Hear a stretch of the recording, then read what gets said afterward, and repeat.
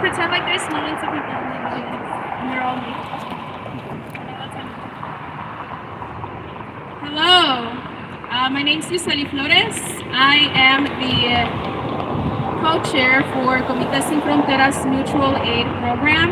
Comités Sin Fronteras has been around for about 2 years. We're a 100% volunteer-led and operated organization made up of a lot of undocumented individuals as well as allies. Just last week, Comités Sin Fronteras helped a 10-month-old Ecuadorian little girl and her mother self-deport after they got deportation orders because their asylum case had been revoked. They did not know where to go, they did not know who to call, but lucky for our building manager and my openness and my status of being undocumented, I was the one person the building manager called and said, hey, this family needs your help. Comités Sin Fronteras was able to help the family, and as of 2 days ago, the 10-month-old and her mother met their grandma for the first time. Both grandmas on the mom and the dad's side, 5 hours away from the Ecuadorian airport where we crowdfunded to make sure that they made it back home. ICE is terrorizing our communities. This 10-month-old and her mother were being terrorized after doing everything the legal way, after applying for asylum, after applying for the processes that needed to be, just doing everything the right way, and still they were revoked, and still a U.S. citizen 10-month-old was deported with her mother. When we found out that one of the bidders for MMSD's contract was going to be Jacobs, and when we found out that they contract with Palantir, we knew we had to be out here today. It was very easy to phone a friend and phone a comrade and phone an ally who's down in the struggle with us today, because we realized that every single human life is worthy. Every single being on this earth is worthy, regardless of where we come from, what we look like, who we worship, or who we love. We all deserve safe homes. We all deserve a healthy democracy, and we all deserve to be able to come back home. This month alone, 3 people have died at the hands of ICE all over our nation. And we're here to say no more. If you want to contract with Milwaukee at any capacity, it could be $1, it could be $700 million. We need to tell you, and you need to know, that we are not going to stop until you stop all your contracts with Palantir. You can promise us that you're going to not contract with them in Milwaukee as long as we stay idle by and silent, or you can just not contract with them at all nationally. Stop working with Palantir. Palantir kills babies because ICE kills babies. And so I'm just really glad that we get to be out here in community with amazing people that believe that we are all worthy of making it home.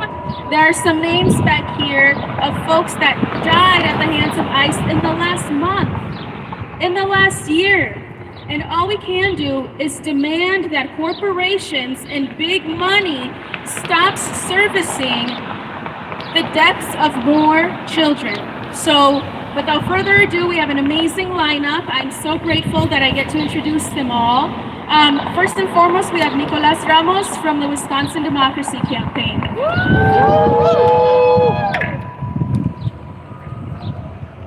Good evening, everyone. Good evening. My name is Nick Ramos, and I serve as Executive Director of the Wisconsin Democracy Campaign. I want to thank you so much for being here tonight. And I'm glad that we could be outside today. I didn't need the air quality that we had last week messing with my lungs because I have asthma. Our mission is simple at the Democracy Campaign. We fight for transparent government, accountable institutions, and a democracy where public decisions are made in the public's interest. We're here today because democracy is not just about what happens inside a voting booth. Democracy is about what government does with our names, our addresses, our health information, our tax dollars, and our trust. Right now, the Milwaukee Metropolitan Sewerage District is considering a public contract reportedly worth hundreds of millions of dollars. One of the bidders, Jacobs, has faced serious questions about its relationships with Palantir, a technology company whose work with the federal government has become deeply intertwined with immigration enforcement and surveillance. Let me be clear. A contract of this size is not simply a business decision. It is a statement about who we trust, what we reward, and whose values our public institutions are willing to invest in. And the people of Milwaukee deserve better. Because just days ago, Americans learned something deeply disturbing. According to the recent reporting, Medicaid data that had been improperly shared with ICE has been shared with Palantir. Information that people trusted their government to safeguard instead became part of an immigration enforcement system before legal challenges forced it into public view. Think about what that means. People seek medical care believing their private information will remain private. Families enroll in public programs believing government will use that information for health care, not for surveillance. Health information should help people receive care. It should never become a roadmap to someone else's front door. Once trust like that is broken, it's extraordinarily difficult to rebuild. And that is exactly why this moment matters. Technology is not neutral when it's used to locate human beings. Data is not abstract when it contains someone's address. Surveillance is not theoretical when agents show up in someone's neighborhood. And enforcement is not abstract when someone does not make it home alive. In recent weeks, ICE operations have resulted in the deaths of people.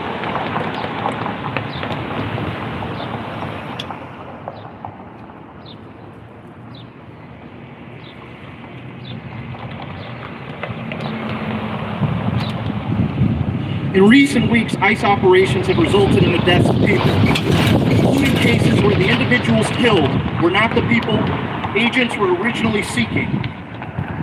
Those incidents remain under investigation, but they are painful reminders that government mistakes carry life and death consequences. These are not statistics. These are families. These are children who will never hug their father again. These are mothers who will never get to hear their son's voice again. These are communities forever changed. So let me say something that I hope everyone watching tonight hears. This is not simply an immigration issue. This is an American issue. Because government mistakes do not ask how you voted. They don't ask whether you're a Democrat or Republican. They do not ask where you're born. They do not ask whether you think politics matter. You could be a citizen. You could have legal status. You could be someone ICE was never looking for. You could simply be in the wrong place at the wrong time. And when enormous government power is combined with massive surveillance technology, one mistake can destroy a family forever. If government can wrongly target one innocent person, then every single American has a stake in demanding accountability. Too many people believe this fight has nothing to do with them. Until it is. Until it is your neighbor, your coworker, your spouse, your child, or you. Rights do not matter only when they protect someone who looks like us. Rights do not matter only when they protect someone we agree with. Rights matter because one day they may be the only thing standing between us and unchecked power of government. That is what solidarity looks like. It means standing up before the danger reaches your own doorstep, not after. And that brings us back to the decision before MMSD. Let's be very clear about why we're standing here today. We are asking MMSD to reject Jacobs' bid for this contract. Public dollars should not be awarded to a corporation whose ties to Palantir have raised profound questions about surveillance, privacy, and the values that should guide our public institutions. And some will say, just ask more questions. And yeah, the public deserves answers, but the accountability does not begin after a contract is signed. Accountability begins before public money is awarded. MMSD, you have a choice. It can send a message that taxpayers come with expectations, or it can send a message that those concerns can simply be brushed aside. We were asking them to choose the people of Milwaukee for a change. Choose public trust. Choose accountability. Choose a partner that reflects the values of this community. Reject Jacobs, because public contracts are not entitlements. They are earned. And no company is entitled to hundreds of millions of taxpayer dollars. When there's a doubt about whether a corporation reflects this community's values, public officials have one job: choose a different partner. This isn't about punishing one company. It's about protecting one principle. Our public dollars should reflect our public values. If we compromise on that principle today, we'll be asked to compromise on another tomorrow, and eventually there won't be much worth defending. This is why we're here. This is only the beginning. This press conference is not the finish line. It is the starting line, and we will keep organizing. We will keep showing up. We will keep asking the questions that powerful institutions hope people stop asking. Because the money being discussed inside this building behind me belongs to the people standing outside of it right now. History doesn't remember the people who remained comfortable while their neighbors were under threat. History remembers the people who stood up before it was easy, before it was popular, before they knew whether they could win. Every generation has eventually asked the same question. When you saw something wrong happen to another human being, what did you do? Today, Milwaukee gives its answer. We will not look away. We will not wait until it happens to us. And we will never stop fighting for democracy where public dollars build public trust, not fear. Thank you.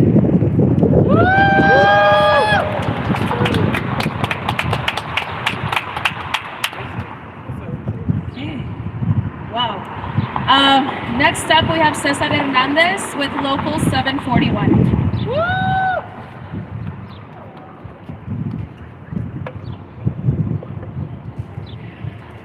Thank you. Good evening, everybody.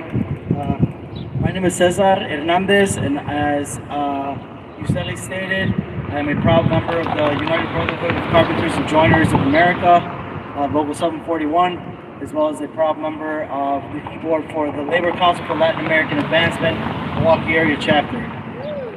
Okay, so many of us here are involved in the labor movement here in the city of Milwaukee as it stands currently. And when we're talking about, being that myself and others present are active members of this labor movement, including many of whom still work in the field, such as myself, we understand the need for a competitive environment on the business side of every transaction between workers, contractors, and ownership. But there are, however, concerns that need to be addressed when discussing Jacobs Solutions' bid to take over the largest public-private wastewater treatment contract in North America. This is a contract that is valued at up to $70 million a year. So for a little context and a little background, in 2022, Jacobs Solutions launched a partnership with Palantir, a partnership that has expanded in the years since. ICE uses Palantir's data analytics and artificial intelligence platforms to aggregate massive amounts of personal data, build target profiles, and map neighborhoods to execute deportations and investigations.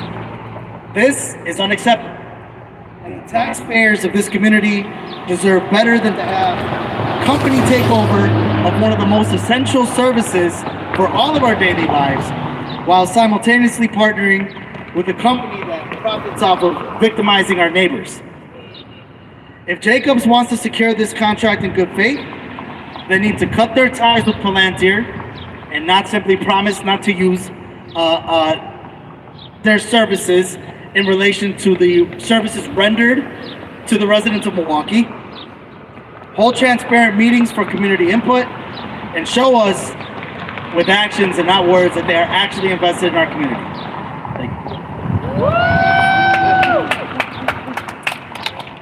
Thank you. And then to close us off, we have Angela Lang with Black Leaders Organizing for Communities. Good evening. first of all, I want to say thank you for having me, and thank you folks for bringing this together, because this is something that may be in the weeds that people don't know about, but it's so important that people do, and thank you for covering it. My name is Angela Lang. I use she, her pronouns, and I proudly serve as the co-executive director of BLOC, Black Leaders Organizing for Communities.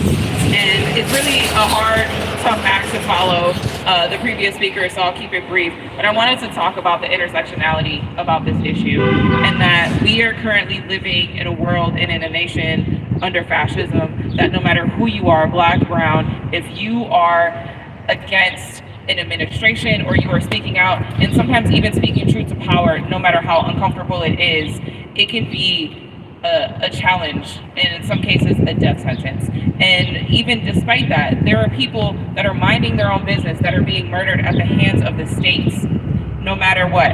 We've seen the murders of Alex Preddy and Renee Good, but we've also understood the murders of countless other folks that have been murdered and abused by ICE. It is irresponsible for any local administration, any organization, any institution, especially if funded by local taxpayer dollars, to collaborate and to partner with such egregious organizations. And we are here today to make sure that we know and we stand and we continue to reject this, no matter who you are. And MMSD has a choice to make. And I can't help but to notice the several police vehicles and the security vehicles, even when I pulled up here today.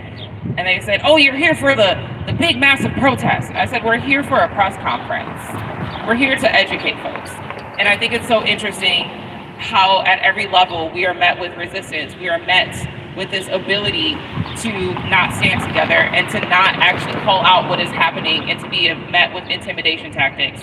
But no matter what, this organization and this coalition will continue to stand together, and we will continue to stand as BLOC members as well. So thank you. Thank you.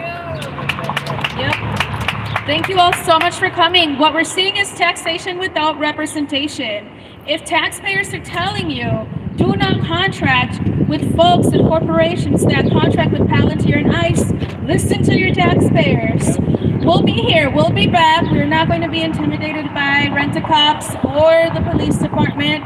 We're not obstructing anything in particular except for justice. We want justice, and Palantir is obstructing that. So please keep coming back. We hope to keep everybody in the loop.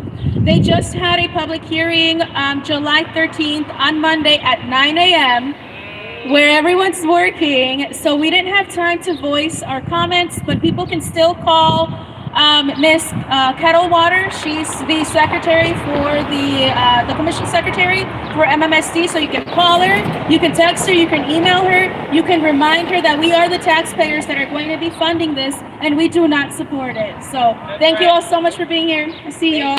Love y'all. Thanks for bringing us together. If there are any questions for the media, we'll take them now or later.